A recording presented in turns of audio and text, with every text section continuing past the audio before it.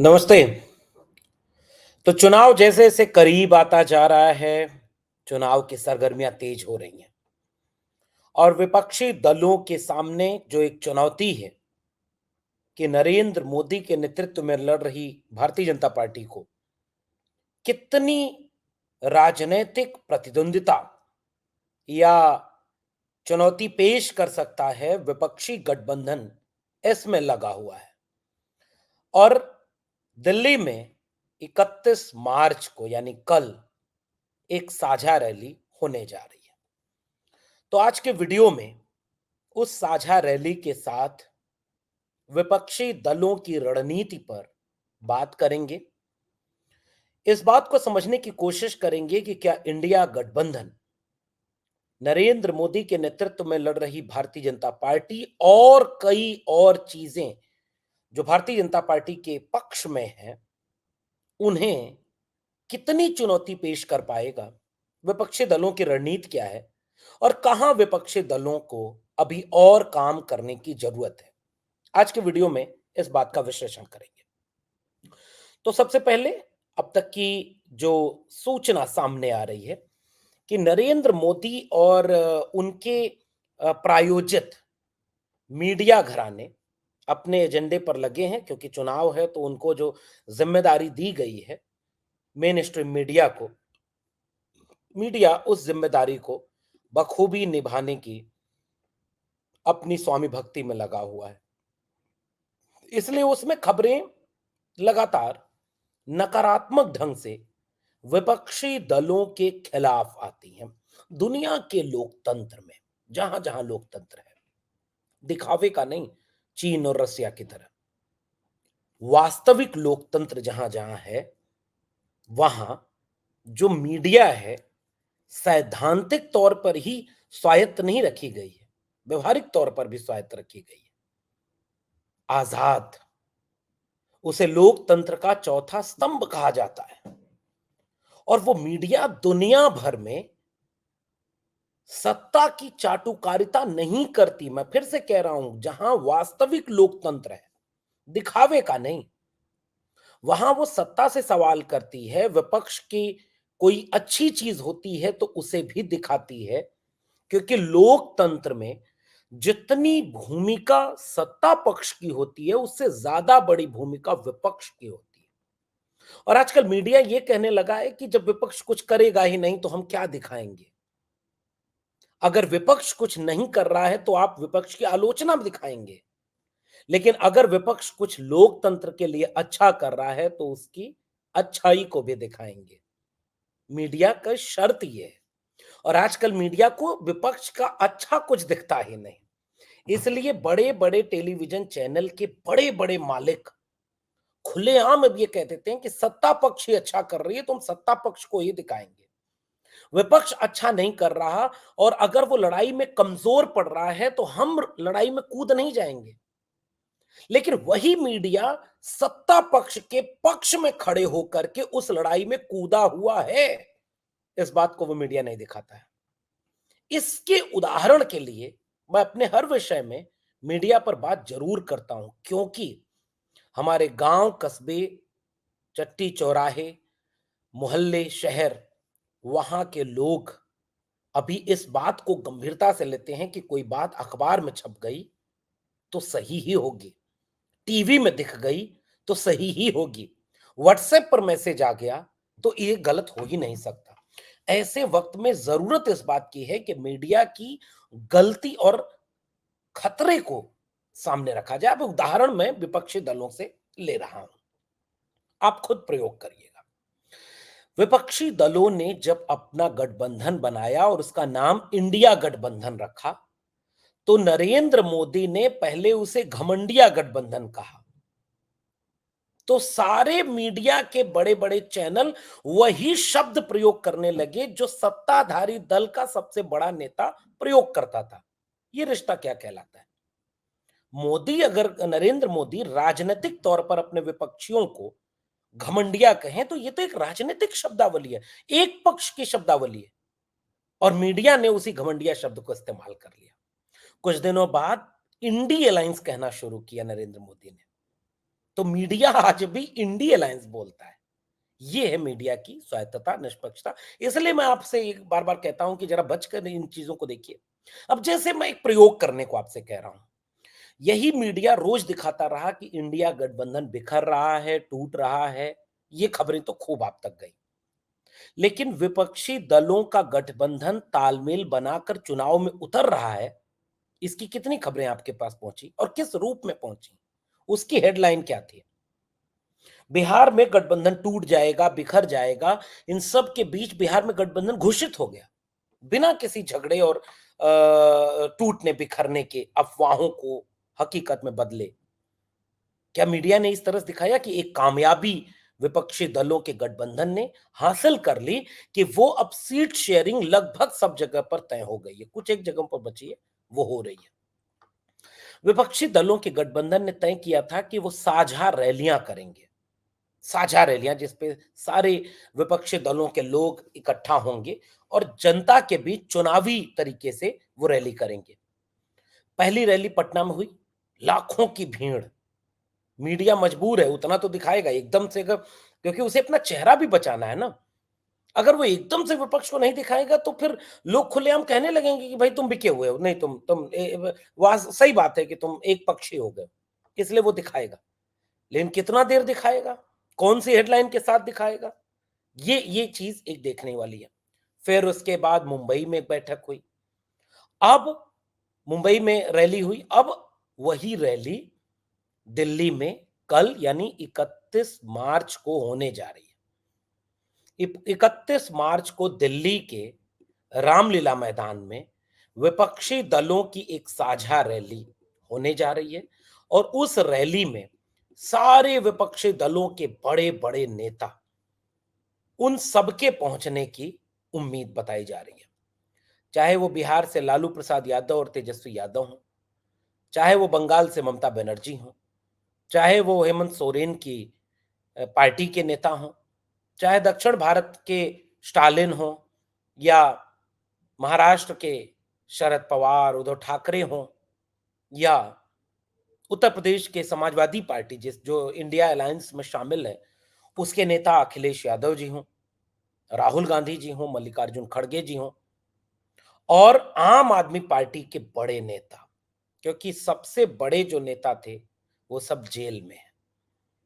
अच्छा, जेल में जो जाता है उसको मीडिया केवल अपराधी, जो भाषा बीजेपी की है, मीडिया उसी भाषा में जेल में गए लोगों को अपराधी और भ्रष्टाचारी सब कुछ कहती है, बिल्कुल हूबहू वैसे ही। और इस चीज को समझना बेहद आसान है। तो इस तरह से इंडिया गठबंधन अपनी अगली साझा रैली दिल्ली में करने जा रहा है। इंडिया गठबंधन कई मोर्चों पर लड़ रहा है। इंडिया गठबंधन उस नेता से लड़ रहा है जिस नेता ने यह घोषणा कर दी थी कि वो अकेला सब पर भारी है और भ्रष्टाचारी, परिवारवादी सारे देश के नेता एक हो गए हैं अपने अपने बच्चों को सेट करने के लिए, राजनीति में चुनाव जिताने के लिए। लेकिन उस एकजुटता पर इस तरह के राजनीतिक हमले मात्र से कोई फायदा होता हुआ न देख करके भारतीय जनता पार्टी और उनके नेताओं ने उन्हीं कथित भ्रष्टाचारी और परिवारवादियों को तोड़ा और अपने साथ मिला लिया। नीतीश कुमार, जयंत चौधरी, अजित पवार, राज ठाकरे, तमाम लोग बीजेपी ज्वाइन कर चुके हैं, बीजेपी के गठबंधन को ज्वाइन कर चुके हैं। और जैसे ही वो ज्वाइन करते हैं, न वो भ्रष्टाचारी रहते हैं, न परिवारवादी रहते हैं।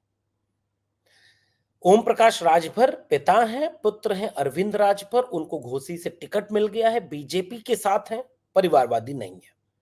राज ठाकरे बाल ठाकरे के भतीजे हैं, बीजेपी के साथ आ गए, परिवारवादी नहीं है।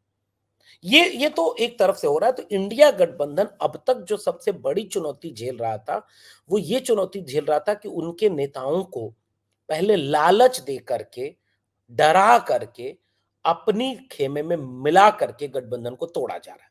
बिहार में तोड़ा गया, यूपी में तोड़ा गया, महाराष्ट्र में तोड़ा गया, बंगाल में कोशिश हुई, झारखंड में कोशिश हुई, पंजाब में आम आदमी पार्टी, अब जो जो डरा नहीं, जो बेका नहीं, उसे जेल में डाल दिया। हेमंत सोरेन जेल में है, अरविंद केजरीवाल जेल में है। तो अब ये देखना दिलचस्प है कि अपने सामने ये जो राजनीतिक चुनौती है, इंडिया गठबंधन इस चुनौती से कैसे जूझता है, और उसके लिए सीट बंटवारे के साथ उसने जो अपनी रणनीति बनाई है, वो रणनीति अपनी साझा रैलियों के साथ जनता के मुद्दों को लोगों के बीच पहुंचाने की और अपनी एकजुटता को लोगों के जहन में इस बात के यकीन में तब्दील करने की है कि हां, हम एकजुट होकर के जनता की लड़ाई लड़ रहे हैं। इसलिए इंडिया गठबंधन अब अपनी रणनीति इस तरह बनाते जा रहा है कि वो साझा रैलियां, साझापन, साझा संघर्ष, इसके दिशा में आगे बढ़ रहा है। और दिल्ली की रैली को माना जा रहा है कि ये एक महत्वपूर्ण कदम है, क्योंकि आम आदमी पार्टी के सारे बड़े नेता पहले भी कह चुके थे, खुद अरविंद केजरीवाल ये बात सार्वजनिक तौर पर कह चुके थे कि हमारे ऊपर, तब जब तक गठबंधन नहीं हुआ था, कि हमारे ऊपर ये दबाव डाल रही है बीजेपी कि अगर आपने गठबंधन किया तो आपको जेल में डाल देंगे, अगर आपने इंडिया गठबंधन का साथ दिया तो आपको हम परेशान करेंगे, मुश्किल में डाल देंगे। आज अरविंद केजरीवाल मुख्यमंत्री जो दिल्ली के हैं वो जेल में हैं, उप मुख्यमंत्री जो रहे मनीष सिसोदिया वो जेल में हैं, संजय सिंह जेल में हैं, सत्येंद्र जैन जेल में हैं। और जिस शराब घोटाले को आधार बनाकर अरविंद केजरीवाल, मनीष सिसोदिया जेल में हैं, इलेक्टोरल बॉन्ड की कहानी ये कहती है कि उसके जिस मीडिएटर पर यह आरोप लगा था कि उसने शराब घोटाला में आम आदमी पार्टी को पैसा दिया, अब ये खुल करके सामने आ गया कि वह पैसा बीजेपी को कई गुना ज्यादा दिया। अपनी गिरफ्तारी से पहले 5 करोड़, गिरफ्तारी के बाद 50 करोड़। और इसके बाद भी देखिए मीडिया कितनी इन चीजों को किस रूप में दिखा रहा है। और इन सब परिस्थितियों के बीच, ऐसी विपरीत परिस्थितियों के बीच वो सारी चीजें वो सारी चीजें कैसे काम कर रही हैं, और इसलिए इन चीजों को अ, कैसे इंडिया गठबंधन हैंडल करेगा, वह साझा रैली दिल्ली में करने जा रहा है। और दिल्ली में ये जो गठबंधन की रैली होगी, इससे वो एक 2-3 कोशिश करना चाह रहा है, और जिसके लिए किसी भी विपक्षी दलों के सामने ये एक चुनौती होती है कि कैसे उस रैली को वो हैंडल करेगा।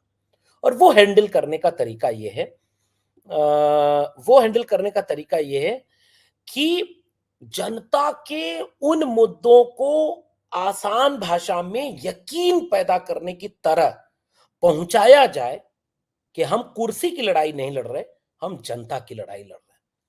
अभी तक इस 2024 के चुनाव में अगर आप गौर करेंगे तो यह पूरा चुनाव एक शांत मिजाज का चुनाव हो रहा है। भारतीय जनता पार्टी हल्ला मचा रही है और उसकी मीडिया हल्ला मचा रही है। ये दो लोगों के, और भारतीय जनता पार्टी जो मैं कह रहा हूं तो उसके एकदम कमिटेड कोर वोटर जो 10%, 20% होंगे, अधिक से अधिक 20-25%। बाकी फ्लोटिंग वोट होता है ना, वो अंत समय में डिसाइड करता है कि अच्छा लाओ 2024 में इसे ही वोट दे देते हैं, क्योंकि अगला नेता कह रहा है कि 2 करोड़ रोजगार हर वर्ष देगा, 15 लाख रुपए अकाउंट में आएंगे, काला धन ले आएगा, स्मार्ट सिटी बनाएगा, स्मार्ट गांव बनाएगा, बुलेट ट्रेन चलाएगा, अच्छे दिन लाएगा, पेट्रोल और डीजल की कीमत घटाएगा, महंगाई कम करेगा, रुपए की कीमत ऊंची करेगा, भ्रष्टाचार रोकेगा। 19 में फिर उसी जनता ने ये कहा कि अच्छा चलो, इसको 5 साल मौका दिया, 5 साल और मौका दे देते हैं, और 5 साल और मौका दे करके इनको वो करते हैं। तो वो दोनों चुनाव उत्तेजना में था, शोर मचा के, हल्ला मचा के था, और उसका परिणाम भी बीजेपी के पक्ष में आया। लेकिन इस बार के चुनाव में इंडिया गठबंधन को अब एक रणनीति पर काम करना होगा। मैं 3 सूत्र बता रहा हूं, और अगर ये तीनों सूत्र पर इंडिया गठबंधन ने काम कर लिया तो मुझे पूरी उम्मीद है, यकीन है कि इसमें इंडिया गठबंधन कामयाब हो जाएगा कि कैसे वो जनता की चीजों को जनता के बीच ले जाए। पहला काम, इस चुनाव को पॉलिटिकल चुनाव बनाने की बजाय, नेताओं के चुनाव की बजाय जनता के चुनाव में तब्दील किया जाए। जनता का चुनाव हो, सीधे इंडिया गठबंधन के सारे नेता जब कोई भी बात, और वो कर रहे हैं ये काम, आप चाहे तेजस्वी यादव को देखिए तो वो बार बार एक सवाल करते हैं कि नौकरी रोजगार युवाओं को चाहिए। अखिलेश यादव को आप देखेंगे तो वो रोजगार के सवाल को उठा रहे हैं कि पेपर लीक करके आपने, चाहे अग्निवीर की योजना हो चाहे वो पेपर लीक हो, आपने नौजवानों का जीवन बर्बाद किया। राहुल गांधी ने यहां तक कह दिया है कि हमारी अगर सरकार बनती है तो हम 30 लाख सरकारी पदों को तुरंत भरेंगे। नौकरी का सवाल, और ये काम इंडिया गठबंधन के लोग कर रहे हैं।